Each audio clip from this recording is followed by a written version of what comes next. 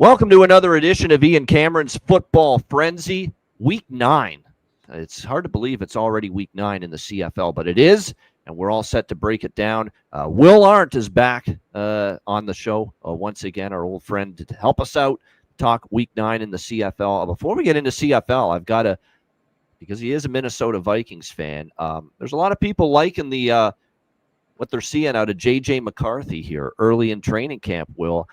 Is that getting you all wound up and excited and fired up for what could be for those Minnesota Vikings? Now it's training camp. We do have to calm down and keep it within reason. But there's a lot of people saying that he's making these big, deep throws and doing some things that even Kevin O'Connell was quoted as saying that he's looking off receivers and, you know, he's kind of doing the fake and then ends up throwing it to a wide open, like just those little intangibles that are so important for success as a quarterback. And apparently J.J. McCarthy, according to some reports, is already showing a lot of that.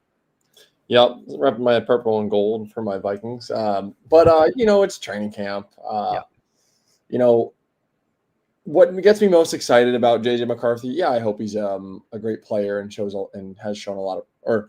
lot of promise, and people say great things about him. I like his demeanor off the field, all that good stuff. But you got to go out there and do it.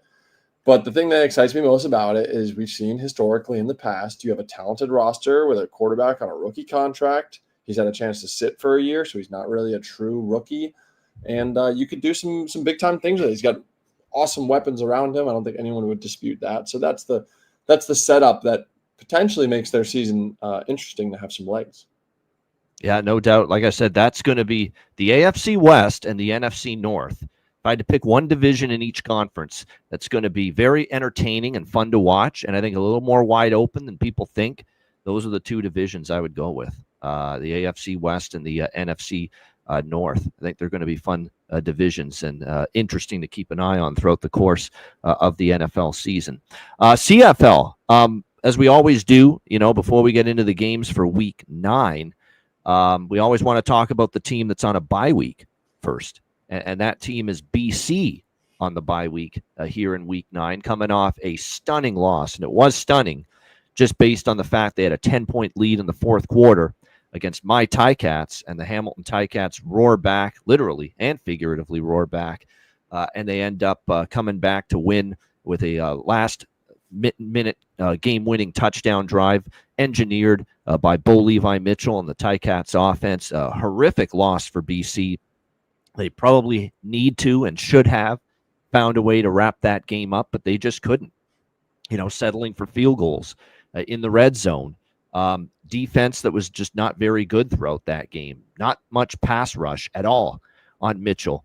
Not able to influence the pocket. The one good thing they did, I guess, defensively, is they took away Kenny Lawler. The problem is they let Keandre Smith, Tim White, and Bridges, but especially Keandre Smith, kill them in that game because he had double-digit receptions. He had a monster game for the Ticats. But the defense now, 2 weeks in a row, Will, for the Lions, they've been shredded on the defensive side of the football. So I know from some Lions fans, Mike Benavides, the defensive coordinator, is coming under scrutiny with what's happened the last couple of weeks.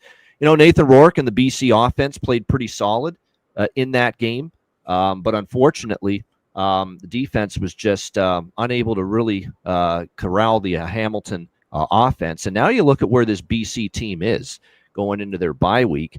They've clearly fallen down in the West Division. Only Edmonton, is below them now in the West Division standings. And I think it's a situation right now where if you're the BC Lions, there's a lot of things you got to be concerned about. You haven't been able to stop the run consistently. Your defense has gotten worse. There's still a few concerns along the offensive line. And I think when I look at the defense, which to me is the greater concerns, the pass rush being so poor the last few weeks, Will, is kind of shocking because they have Tehema. They have Matthew Betts, and I got to admit, and I like Matthew Betts as a player. We know what he did before he left for the NFL opportunity. He hasn't been the same player. You're not seeing him really get after the quarterback. They're blocking him well. They're giving him, obviously, a lot of attention. But Matthew Betts 2 years ago, didn't matter who you threw at him. He was somehow, some way going to get to the quarterback, and he's not doing that anywhere close to the level he did 2 years ago. So, Will, BC got a lot of issues to figure out going into their bye. Yep. If you look at it from that perspective, though, what a perfect time for them to have a bye.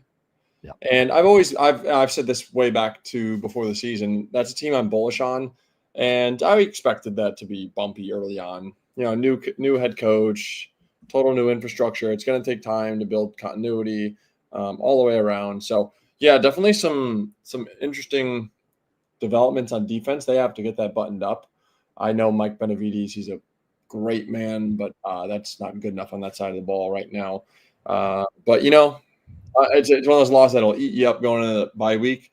But it's one of those things in the CFL. All you gotta do is just stay in the mix. They're sitting at 3-5. I'm looking at the standings. They could absolutely, string together a couple games, get in the playoffs, and then all of a sudden that core that's now been together for 18 weeks can start to do some things from there. And I told you how bullish I am on Nathan Rourke as a player in the prime of his career. So I think it's a good time for them to have a bye, but I don't want to overreact because had they won that game, which they probably should have, but still tip of the cap to Hamilton, you got to go do it. They'd be sitting at 4-4 right now into the bye, and in third place in the West. It is a hell of an offense the Ticats have. We do know that. But that's Trevor Harris in Saskatchewan and Bo Levi Mitchell in Hamilton, back-to-back games putting over 30 points on the board against that BC defense. And that's clearly the area where they're really going to have to focus on improvement here coming out of their bye week. 3-5 they are, tied with Winnipeg with 6 points. Although that being said, they've played 2 more games than Winnipeg. So you pretty much have to put them fourth. Even though they've got 6 points and 3 wins with Winnipeg, Winnipeg's only played 6 games. BC's played 8 games. So they're technically fourth in the West. So there's work to be done for BC. There's work to be done for us, too, in terms of week 9. And let's get to it. We'll begin with Calgary and Ottawa. Holy line move. Yeah. This game opened with Ottawa 4.5-point home underdogs. Calgary was 4.5-point road favorites. Ottawa 4.5-point home underdogs. Now, all of a sudden, Calgary's gone from 4.5-point road favorites to 3.5-point road favorites. Now, Ottawa's not just favored, but laying more than a field goal. So you're talking about a significant move. You're talking about a 7-8-point move here toward the Ottawa Red Blacks. 3.5-point home favorites. They are now 50 the total. And in case you're wondering why that is and you haven't stayed up to speed on things, Vernon Adams out, PJ Walker in at quarterback is the main crux of this move. Yep. It's obviously taking out a guy that had been, one of the better quarterbacks in the league to start the year, and a guy that's had no starting experience whatsoever in the CFL. Plenty of starting experience at the NFL. In the NFL, remember, he got some starts, PJ Walker, when he was in the Carolina Panthers organization, a couple of years ago. But that was a couple of years ago. He actually wasn't terrible, but he didn't distinguish himself either, and of course played in spring football for quite a bit too, those USFL and XFL leagues that were around. He was part of that for a little bit, but joined Calgary in the offseason here as a backup quarterback, and he will get his first CFL start here. He also came into the game late in the fourth quarter for Vernon Adams last week against Montreal after he left that game due to injury, and I don't want to put the handcuffs on PJ Walker and say you're a prisoner of the way you performed coming in cold off the bench in the fourth quarter of that game against a pretty good defense, but he was just not good. Like, he could tell he was not ready. He was inaccurate. He was indecisive. There was a time where he could have run to pick up a first down on 3rd and short, and he threw it and sailed it over the receiver's head. Yeah, it was rough. It was a rough go for PJ Walker taking over for Vernon last week. Now, the one thing he's got in his favor here is he got all the reps in practice this week, the chance to coach him up if you're Dave Dickinson, get him ready for his first start. But it didn't look like a guy that I fully wanted to trust and believe in, to be great right away. This could take time with PJ Walker. And we're talking about, and, Will's a perfect example of that. When he joined the CFL, he's an American coming to the CFL. It's a learning curve. It's not something that automatically you step in right away and be great with. So, but the counter argument to all this, though, Will, is Ottawa now laying 3.5. This is a bad Ottawa team. It's been a bad Ottawa team so far this year. They have just the one win on the season, which actually, believe it or not, came against this Calgary Stampeders team weeks ago. Now, weather influenced that game. I know we've talked about that game a bunch, but the weather really impacted that game because the wind was bad. The rain was pouring the whole game. It was a driving rain at McMahon. stadium. And it took away a lot of what Calgary wants to do on offense more than it took away what Ottawa wants to do on offense, because they had Dustin Crum that day, and they tailored a run-heavy offense around him, RPO system. So the weather didn't hamper Ottawa's offense the way it did Calgary's. So even that one win that Ottawa had, you put an asterisk, in my opinion, at least a little bit. You don't take all the credit away from them. But nevertheless, the weather played a big role in that Ottawa victory. So I had to grab a little bit of Ottawa when it was, the 4.5 as a dog, and I didn't even love it. I was not planning on betting Ottawa at all, because I thought Vernon, there was a chance he could play, because he did get it back on the field briefly, but it was just that one day and he didn't practice the next two. You got a Calgary team off the loss. You'd expect them to play better, but I think people were right to take Ottawa, Will, 4.5. For as bad as they are, they're off a bye. They got to have it. The season could totally, if it hasn't already gotten away from Ottawa, it could clearly get away from them here with one more loss in a dandy of a spot, home off a bye, extra time to prepare. You're getting some of your injured O-linemen back. I believe you're going to get Braylon Addison, one of your better receivers, back from injury for this game as well. Drew Brown, kind of looked rusty at times the first two games he played before the bye week, coming back from injury. He might be in more rhythm. So I understand it. But now you're going to say, we can't rewind and pretend that we recorded this show, Will, 2 days ago when Ottawa was a 4.5-point home underdog. We can't do that. Right. We're recording this here on a Wednesday, and now they're 3.5-point home favorites. And it's my job on this show to tell you guys what you should be betting now at the current numbers, because that number is gone. And I would say I would be very careful taking Ottawa now, even with all the concerns I have about PJ Walker and his first ever CFL start on the road, no less. So it's a real tricky handicap now with where the number is at. I'd almost feel better about maybe, with the concerns about Walker, probably maybe leaning to Calgary at this number. The problem is they're really banged up, Will. I haven't even gone past the injuries they're dealing with beyond VA. It's Damian Alford, the hotshot rookie receiver, who's been amazing. He's not playing. There's a good chance the best cornerback, who has been awesome for them this year, Adrian Green, he's been a ball hawk in there with that pass defense for the Stamps. He's doubtful. He may not go. So you were talking about a very banged up team. There's a couple other receivers that are questionable. It is a banged up team going to Ottawa here, and that's the grave concern. Could maybe have me lean under here. Are they going to be a little conservative with PJ at quarterback? Rely on Dedrick Mills and that run game. Take some pressure off PJ Walker. The under could get there. It was a low-scoring game with the Stamps and the Red Blacks a couple weeks ago. Now, weather influenced, but it still was a low-scoring game. I think Calgary and Dave Dickinson might trim the playbook to help out PJ Walker. Don't put it all on his plate. Yeah. So I guess from a total standpoint, I lean under. I thought Ottawa was pretty good bet if you got the good number. I can't fully endorse with any sort of vehement conviction to take them now at -3.5. I just think it's moved a little bit too much now on them. What do you think? What do you think here, Will? It's a very interesting game. Lots to decipher, lots to unpack. Stampeders, Red Blacks.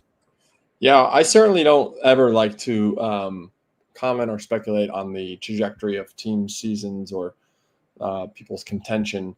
But this is a must-win game for Ottawa. Yeah. Like, with this backdrop, if you don't get it done, when are you ever going to get it done? I mean, if they go to 1-7, Will, when you think of the fact that Toronto now is at least starting to pick up a little momentum, and then you got Hamilton and Montreal at 5-2. This is a game you got to have if you're going to salvage anything of this season and hope to still be a playoff team. 100%.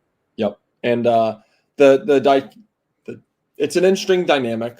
PJ Walker is obviously not a rookie, but man, I'm just telling you guys, for all the viewers out there, CFL game is just different, man. Like, you could be Patrick Mahomes and come up here, and it would take time.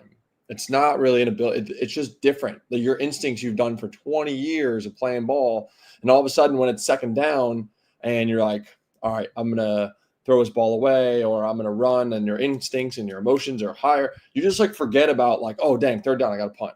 Or the little nuances of the game that you that just take time to get. So that is going to err in the favor of Ottawa. It's a short week. PJ is going to have less time to prepare. Vernon did try to practice one day. It's going to probably be like a training camp offense. But Calgary's got one of the best defenses in terms of points scored in the CFL. And they're very well coached. I think it's as good of staff as any in terms of getting a quarterback ready. And, I think it'll be a close game, that'll be messy, keep you in it. But Ottawa off of a bye week at home in a must-win game on a short week versus a new quarterback, they have to win. And this is one of my favorite picks of the week. There you go. I mean, you can't argue much of that. The only thing I argue is, from a pure number standpoint and value standpoint in the betting line, from a betting standpoint, it's, I don't love being that guy saying take Ottawa -3.5 now when you could have had +4.5 on that. Sure.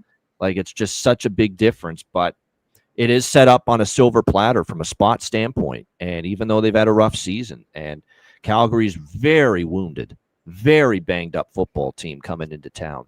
So all I can say is, look, there's people clamoring for Bob Dice to be ousted in Ottawa. There's people that want to change. And Sean Burke was there adamant during the bye week saying he's our guy. He's going to be our leader moving forward. And that sounds like a statement that means doesn't matter how this season goes. And if it gets worse, I think he's probably safe for the rest of the season. They plan on finishing the year with Dice. But tell you what, it's going to be an even more, distressed, upset fan base if they don't win this game, because this is ultimately, you couldn't ask for a better situational spot here for the Ottawa Redblacks, no doubt.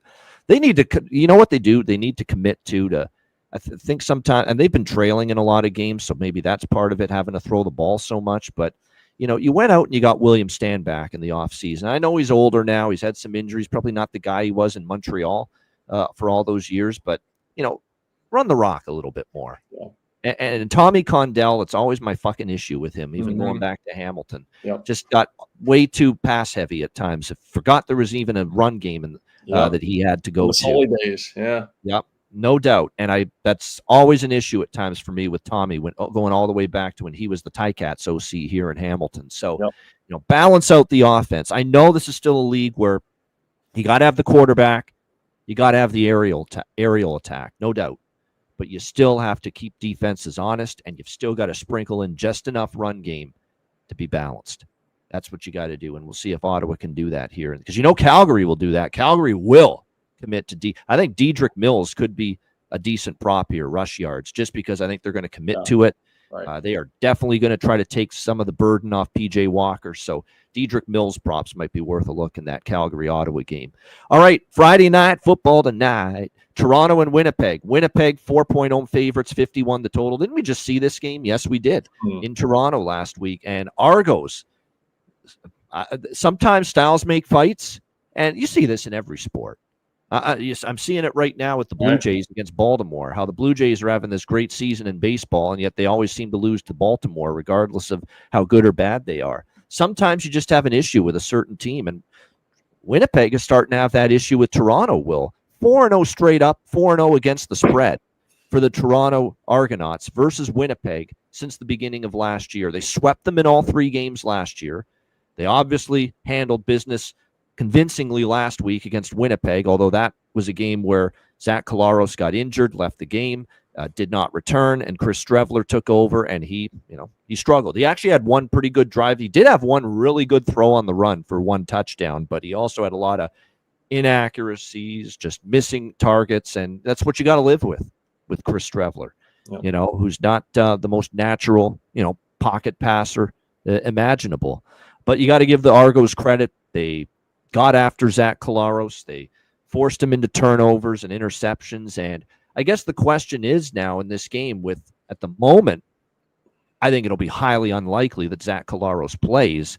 Keep in mind, Winnipeg has not gotten onto the practice field yet this week. They were supposed to get practice going on Tuesday, but they canceled practice because of poor air quality in Winnipeg. And they didn't practice. And now, because of that, they have 1 practice week or 1 practice session, 1 practice day, Winnipeg, today, prior to that game on Friday night. I'll just throw it to you. How big of a deal is it that Winnipeg has one practice session, one practice day before this game on Friday night.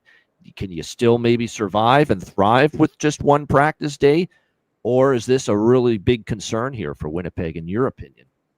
No, I actually don't take much caution with it because you just played this team. So you kind of know what you're getting into. You kind of know what it feels like. You know the people. You just did a lot of the preparation. If anything, it really allows guys to get healthy. And, when you're installing stuff, the players kind of understand, what it's going to look like, what it's going to feel like, who these people are we're going against. So that doesn't concern me too much. Obviously, you want to get out there. But in this dynamic, they're fortunate that is the case. All right, there you go. You heard it from a man that's played in the CFL. That the practice, I shouldn't make too much of a big deal in this case, but any other, I'm with you. Yeah. That's just that would be bad. That's true. So you've already got your prep built in from before you played them in Toronto last week. Right. Your game plan against the Argos. Yeah. And now you're playing that same team again. It doesn't feel like you're starting from scratch, even though you have just the one practice day. I hear you. I get what you're saying. There's no doubt. So one more note. Bottom line though is, yeah. Go ahead. I was going to say, then from the coaching side, you have stuff and thoughts that you had installed and talked about with the players that you maybe didn't shoot those bullets. And whenever you have this back-to-back, you always you add more than you normally do, because you know that on the tail end of that back-to-back, you have these other thoughts and bullets in the chamber and shots you didn't call or plays you didn't call or defensive schemes that you had thought about as adjustments. So you kind of already have a lot of the bullets that you need in order to go to battle again. No doubt. That we used to do. This line opened Winnipeg -6. It's down to 4. I right now I'm in agreement with that.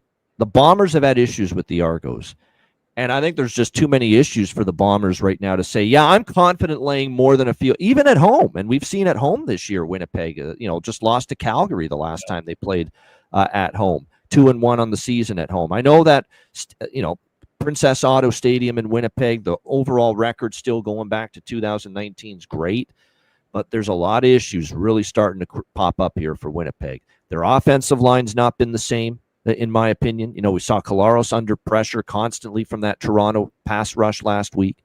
That's what got him injured. We know Strevler, there's inconsistencies in the passing game with him. The teams have been keying in more on Brady Oliveira, who hasn't even had the big monster, rushing numbers so far that he had last year in his MOP season. And more importantly, the defense has fallen off. It really has. This is the biggest concern for me with Winnipeg, Will, is their secondary is getting destroyed weekly. And I know they had to make some changes there to Mario Houston, Tyrell Ford, guys like that were in that secondary last year, no longer there. There's some new faces. But collectively as a unit, there's problems. There's miscommunication. They benched one of their corners last week in the loss to Toronto. They just flat out benched him. And I've never seen Mike O'Shea do that.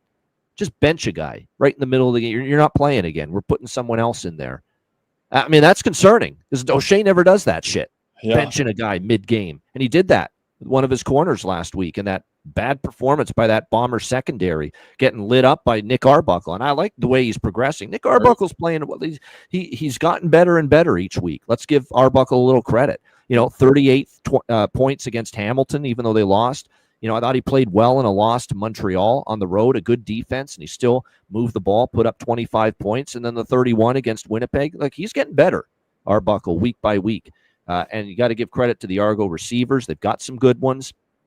But there's clearly issues with this Winnipeg secondary, and there's too many issues for me to be comfortable laying a sizable number with them right now. If this was 3 or better with Winnipeg in a revenge spot, maybe then I'm interested in the Bombers. But at +5, which is what I got it, I had to take Toronto, and they've owned this team 4-0 straight up in ATS Toronto, head-to-head versus Winnipeg since the beginning of last year. Now, what I will do is if I have +5 on Toronto, if this line tumbles a little bit, and maybe if Winnipeg falls to 3 or lower, as home favorites before kickoff, maybe I'll look to buy back a little Winnipeg, try to middle it. But, yeah, I don't have a lot that I'm overly excited about with the Bombers right now.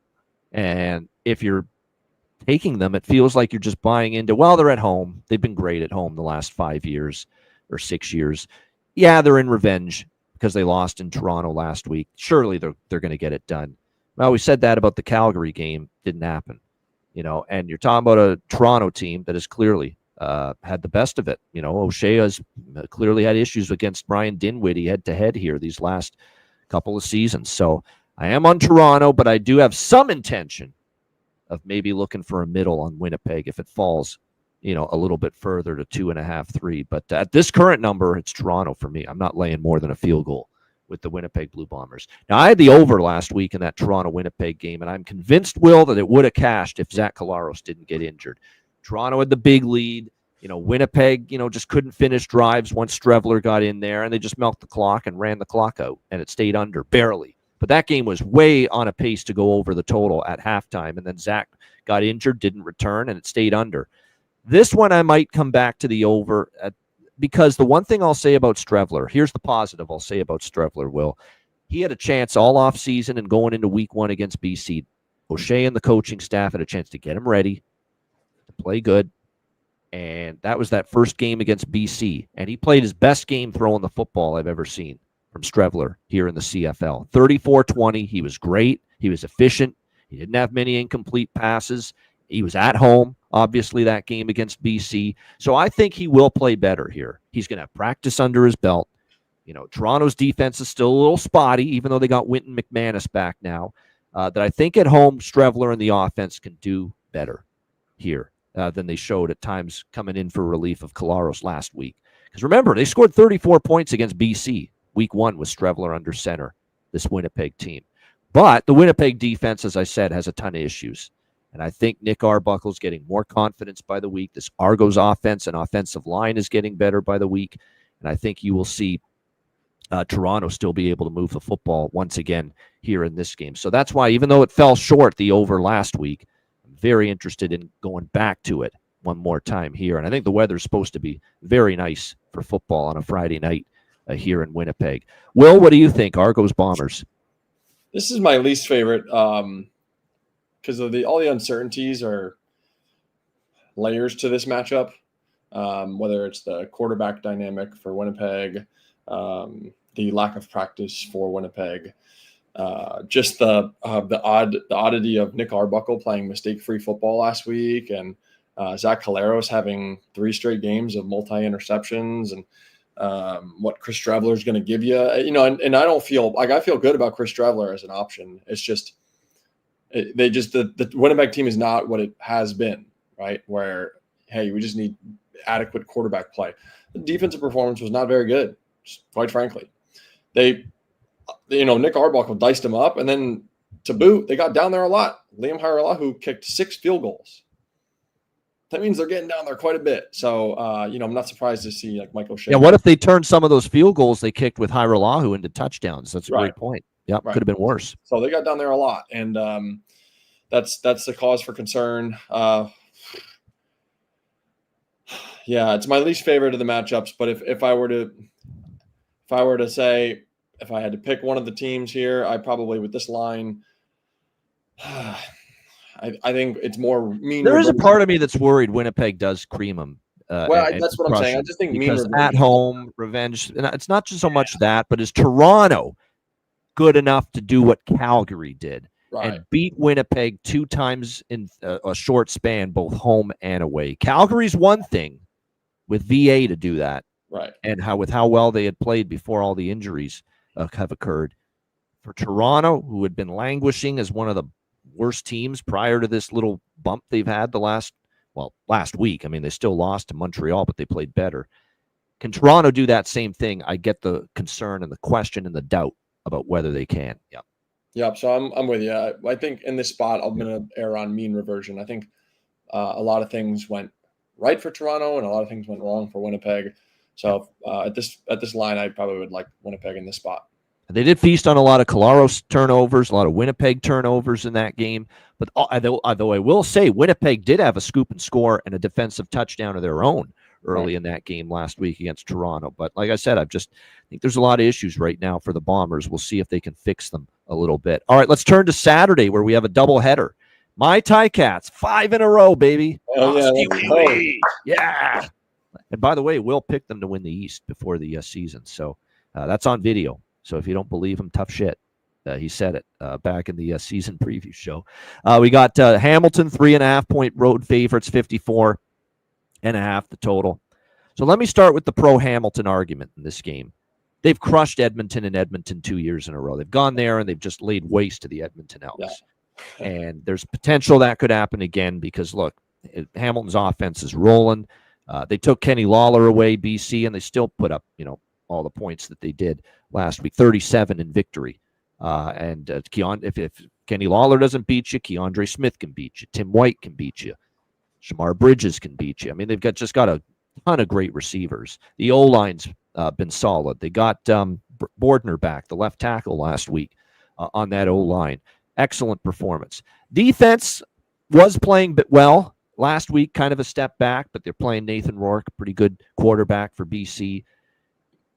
I don't know if Edmonton's going to... Now, Edmonton's defense played better last week, albeit losing to Saskatchewan. The defense did play better. For the first time this year, Edmonton held a team below 30 points. That hadn't happened, Edmonton, until last week, where they gave up just 21 to Saskatchewan. Unfortunately, they only scored 18. I think what you saw from Edmonton was that with Cody Fajardo, they had a quarterback for the first time this year instead of Trey Ford. More sustained drives. The time of possession was more balanced, and it preserved the energy of that Edmonton defense. So that probably plays a part in why they played better. It wasn't 2 and out all the time for the Edmonton offense. That being said, I got to see more from the Edmonton defense, Will, before I'm ready to say that's a turning point for them. This is going to be a tall order the way that Ticat offense is motoring right now for them, especially a secondary that has been shredded at times this year, especially now. Last week they were better, but before the bye week for Edmonton, they were getting ripped apart, that secondary. And if one quarterback and passing attack can do that to Edmonton, it could be Hamilton's right now the way they're going. So that's all the pro-Hamilton argument. Their offense won't be stopped by Edmonton. Hamilton's beaten them 2 years in a row pretty convincingly in Edmonton. But I'll say this, Will, and I always say this, you're going to get an unbiased opinion from me on the Ticats on this show. I think it's a brutal spot for Hamilton. It's going to be their third straight road game. They were in Ottawa 2 weeks ago on a Sunday night. They were in BC, coast-to-coast travel on a Saturday or a Sunday night last week. Now you got a short week because it's a Saturday afternoon game, and you're back out west again for a second straight week in Edmonton. So not only third straight game on the road, it's your second straight game out west. Very, very tricky spot. Doesn't happen very often in the CFL. 3 straight road games in as many weeks. That's a tough spot. And the one thing I'll say about Edmonton is, we saw a pulse from them. That was a good Saskatchewan team. They only lost by 3. Fajardo, I think, will feel more comfortable this week with a game under his belt now. And that whole offense, I think, even though there was ups and downs last week, I think there was still a lot of good things. He was efficient. He took care of the football for the most part. Fajardo, I think he'll feel comfortable, more comfortable. The concern with the offense, the biggest issue last week was why did they only score 18 points? We made a big deal. Fajardo was going to be better than Ford. Well, why did they only score 18 points, Will? The offensive line is why. The Edmonton offensive line was mauled, and I mean mauled last week. They treated Fajardo, Saskatchewan, like a human whoopee cushion. They were blowing him up all game with the pass rush. And 8 or 9 sacks Saskatchewan had in that game last week. I mean, it was a disastrous performance. And the scary part is they got David Beard, their center back, Edmonton. Yeah. And the offensive line was still that bad. But here's the difference. And I made sure I looked this up before we did this show. Saskatchewan's number 1 in the CFL in sacks on defense. So their pass rush has been very good all year. Hamilton's only 7th in sacks. So, okay, the Edmonton O-line was brutal. Friggin' brutal last week. No one's going to deny that. But Hamilton's pass rush has not been getting home to the quarterback anywhere close to the frequency that Saskatchewan has.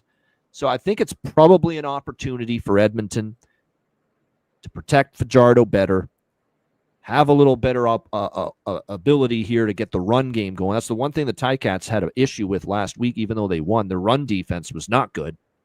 James Butler ran the football very well against them. Maybe you get Rankin, you throw in maybe Leak they've used him in the run game at times. That could get going here. I think it's a high-scoring game. I like this game over the total. By the way, both games in Edmonton between the Ticats and the Elks the last 2 years, 66 and 72 points in those 2 games. So Nice. I expect a lot of points. I think Hamilton's offense will have success. I still don't trust the Edmonton defense, but I think Edmonton's offense can trade points here.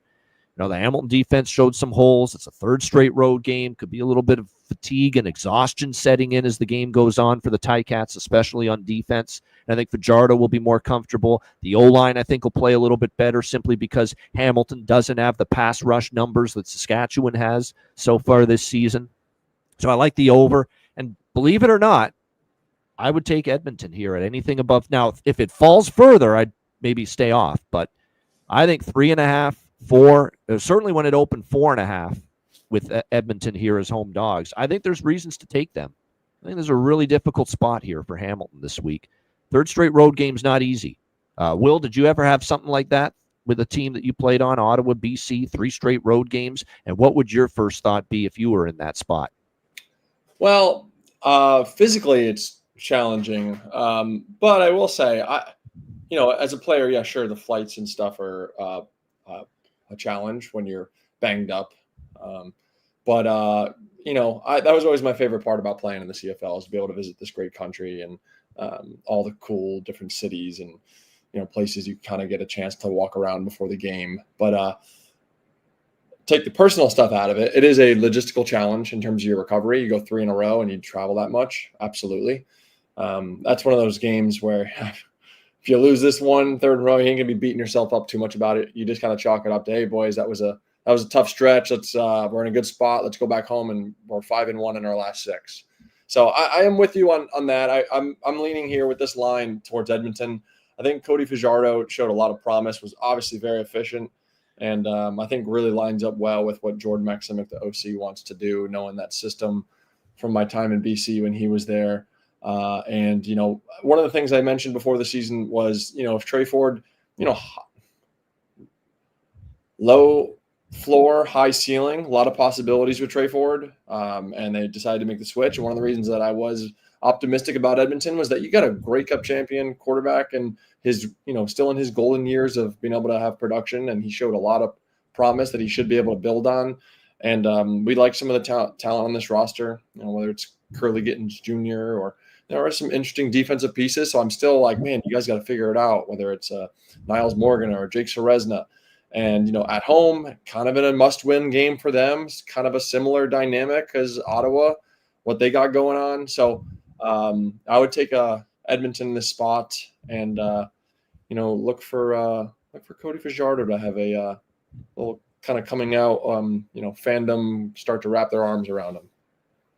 Hey, you're right, Stephen Dunbar, Curly getting Julian Grant. I've been waiting for him to get going, and he had the big bomb touchdown reception from Fajardo last week in the 4th quarter to get Edmonton at least going a little bit late in that game.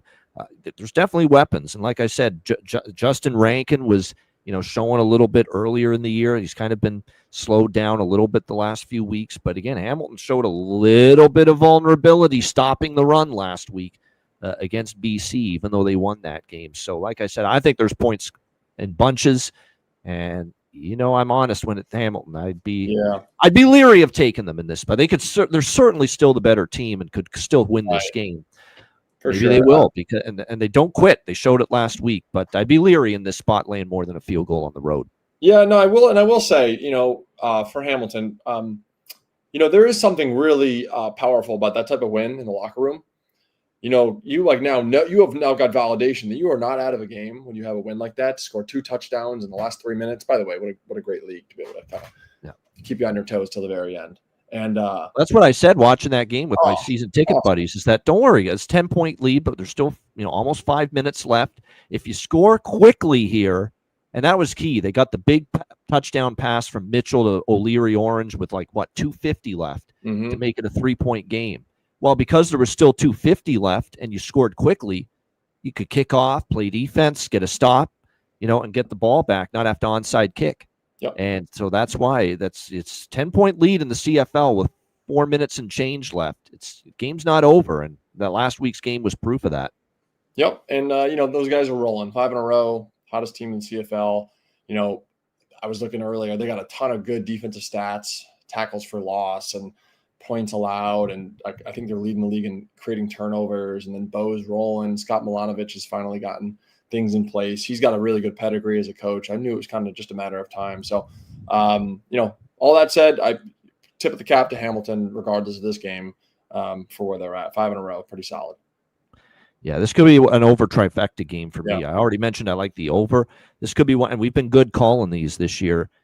We did this with Ottawa versus Edmonton weeks ago, where I said both team totals I think could go over, and the game goes over. This could be one of those games. I think both of these teams could end up going over their team total, and the game goes over. I could see that happening for sure. All right, last game for Week 9, the Saturday nightcap, the second game of the doubleheader, Saskatchewan and Montreal. Saskatchewan, 2.5-point road favorites, 50 the total.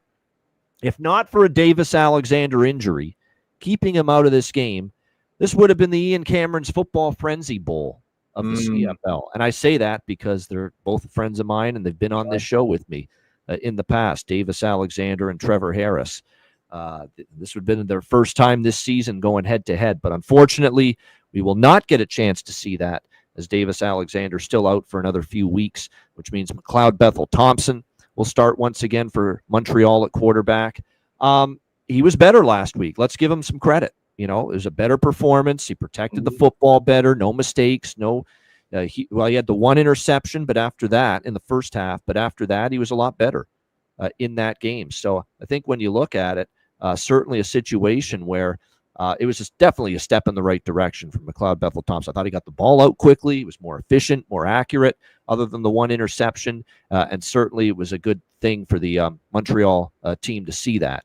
But what we also saw, Will, in that Montreal-Calgary game was, I think, the way this offense is going to operate with McLeod Bethel Thompson, MBT at quarterback.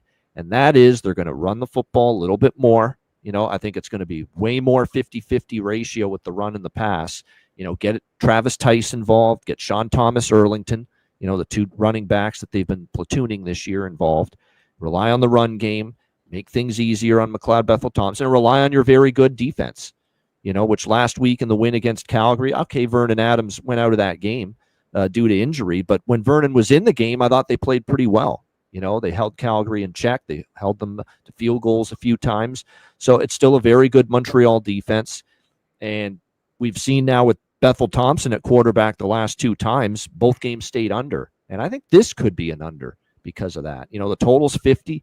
Like I said, with MBT at quarterback, I think it's more a team that's going to be run heavy and rely on the defense, less explosive on offense, because I don't think the deep ball is there for MBT quite like it could be. And those ad-lib plays that Davis Alexander is so good at, scrambling, getting out of the pocket, still firing downfield and finding an open target. MBT is just not physically capable of doing that. So that you miss that when he's not there. It's a little more conservative offensive game plan. And then on the flip side, you've got a Saskatchewan offense that bogged down last week, Will, against Edmonton defense that had been ripped apart every game. So what happened with Saskatchewan's offense? And there's still some injuries on the O-line for Saskatchewan. Looks like Samuel Emelis is not practicing this week. He just came back, and he might be out again. Now, they do have Duncan Busby has been good for them. He stepped up. I think he's good to go. He was practicing this week, and I think they might have Sean Bain back, and he hasn't played yet this year. So if they don't have Emelis, at least they're getting Sean Bain, who has not played a game yet this season. It looks like he might be returning in that Riders receiving core. I'm telling you what, it tells you how much Trevor Harris cares about how well he and the offense plays.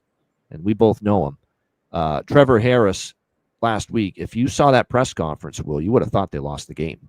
Really. I mean, he talked like they lost the game. Like he's saying it's not unacceptable the way we finished that game. We had a comfortable lead, and we were 2-and-out punt for the whole fourth quarter, and we let Edmonton hang around. We didn't put him away. He was talking like a quarterback that lost the game, not a quarterback that won the game, even though Saskatchewan still survived with a 3-point win against Edmonton. He was not happy with the way they finished that game, particularly on offense. So it's a tricky game, right? I mean, Montreal is a home dog. It seems like there's value there, but I don't know if I want to put Montreal and MBT in a spot to ask them to win the game. Last week was different if you took Montreal, because Montreal was a sizable dog. They were a touchdown underdog last week against Calgary. So if you're betting Montreal, you're +7. You're just looking for them to keep that game close within a score. Here, you're betting on them to win pretty much. And I don't know if I can bring myself to take MBT over, Trevor, who's playing just awesome football for the majority of this season. So at less than 3, I lean Saskatchewan, even though it's on the road. And I think the under, as far as the total in this game, could be the way to go, because I just see Montreal, and we've seen it now in 2 MBT starts in a row. Both went under. Run game, less explosion on offense, less explosives on offense, and rely on the defense has been the way to go for Montreal with MBT under center. Will, what do you think for the finale of Week 9 here? Saskatchewan, Montreal. Yeah, I mean, great game. Good cap for the CFL. 5-2 versus 6-1. 2 teams atop. That should be a great atmosphere in Montreal. And Austin Mack injured, by the way, out for Montreal this week. And they're yeah. already without Philpott. So and they're deep at receiver. They've still got Speaker, and they've still got Rambo. And they've still got some good options there, but now with Philpott maybe still out and Mack out now, you do get you just chip away at that depth a little bit, and that in that Montreal receiving core. Yep, and so part of that's why I like Saskatchewan here. I don't mind MBT, but Mack, Philpott, like those are really good players that now you take them out and it's like is this really the offense that we thought it was? So for me, not so much. But, I was doing a little homework on this game, looking at my notes here, and there were just a couple of stats that were interesting. So last week, Saskatchewan, Edmonton, like you mentioned, Trevor talked about how they did not, you just listened to him sound like he lost the game. And, a 14-0 fourth quarter, split, like that stuff plays into the next week. So I think you'll see them, on their shit, excuse my French, if you will. Don't you worry about it, man. I only go to that well 1,000,000 times a show. It feels like, yeah. So they'll be on it as a unit, I think. And then, Saskatchewan had 8 sacks last week. You mentioned them beating up Cody Fajardo, but golly, I think part of that's got to be. I was looking at the stats. Edmonton rushed the ball 5 times for 5 yards when it didn't include Cody Fajardo. Wow, that's really bad. So that's what probably led to a lot of those 8 sacks, just teeing off on the quarterback. But all that said, I like Saskatchewan here. I think they're rolling. I think they got a chip on their shoulder offensively, how things wrapped up for them. I think Montreal's got some receivers banged up. It's still MBT, which, by the way, another thing I looked up, kind of a shocker, 37 years old, MBT. Kind of like a sneaky, like, holy smokes, how is he already up there? But, Trevor's going on 40, so just kind of an interesting dynamic of quarterbacks here, and a great matchup. But I like Saskatchewan to get it done here, even as favorites. And Malik Carney was a monster last week. He was a big part of all those sacks on Fajardo last week. And apparently Malik Carney, there was some concern. He missed practice earlier this week, but back at practice today. So it looks like Malik Carney for Saskatchewan, former Ticat as well. Malik Carney will be available, and big part of that Saskatchewan defense. He certainly was last week against Edmonton. There you have it. All right, there's our Week 9 preview. Great stuff as always with Will Arndt. Is there anything NFL that you want to just mention, just as anything that's on your mind regarding NFL at all, what you've seen or heard in training camp so far? If there's anything, speak now. I as selfishly as a Vikings fan, I'm just perplexed by the NFC North. I just think it could go so many different directions. Yep. People love the Lions now, but they got a lot of coaching turnover. Ben Johnson. I can tell Jared Goff's already sick and fucking tired of hearing about, what's your offense going to be without Ben Johnson this year? He's had to answer that 10 times already in training camp. But he was an awesome OC when you just kind of watch him, the ins and outs of what they do on offense and how creative he is, and how aggressive he is, and how much it aligned well with what Dan Campbell wants to do, just being aggressive and cutting it loose. And, and then they lose Aaron Glenn to the Jets. So, there's that. So they're no shoe-in. Packers, kind of hard to figure out, but they've been really competitive the last 2 years. The Vikings, I told you about that, rookie quarterback, talented roster, interesting dynamic. You're hearing some bad things about Caleb Williams, but they're bringing in Ben Johnson, but he should maybe make the leap in year 2. So, I just think it's a wide open division and, on paper, probably the best division of football right now in the NFL. To know what kind of competitive division it could be, all you got to do is look at FanDuel, DraftKings, Bet365, whatever sports book you can think of, and look at the futures board in that division. It's not everybody's from plus 150 to like plus 350, plus 400. I mean, all four teams pretty much in that division from a future standpoint. So, like I said, that tells you all you need to know. That pretty much anyone can win that.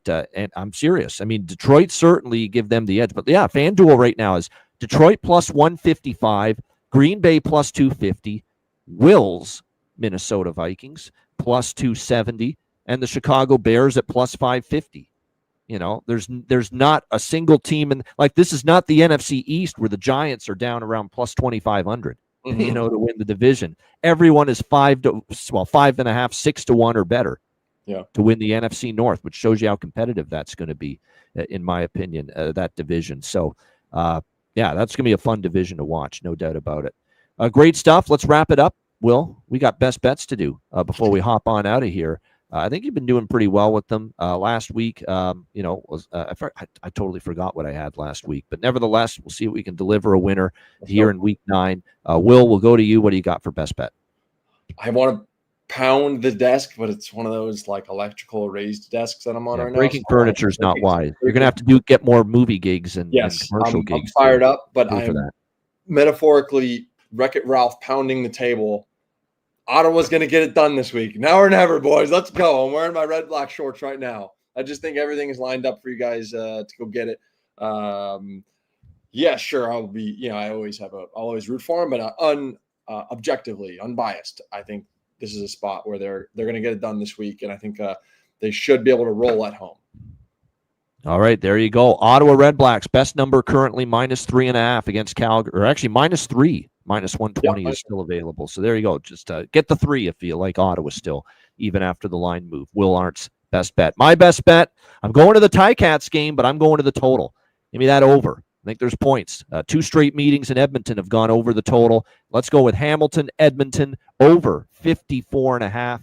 That is going to be my best bet for week 9 here on this edition of the show. Will, anything to say before we wrap it up? No, I thought about that as my best bet as well. But what spooked me was that because the Edmonton staff's going to go in and say we ran the ball 5 times for 5 yards, and they were going to want to address that. And I think that might take some points off. The counter to that is Hamilton gave up big explosives in the run game against Butler last week. Big chunks of yards on the ground. So maybe Edmonton rips off, with Rankin or Leak or whoever, 20-yard runs, and there you go. Suddenly, more frequency of runs may not necessarily slow the game down as much as you would think. Yeah.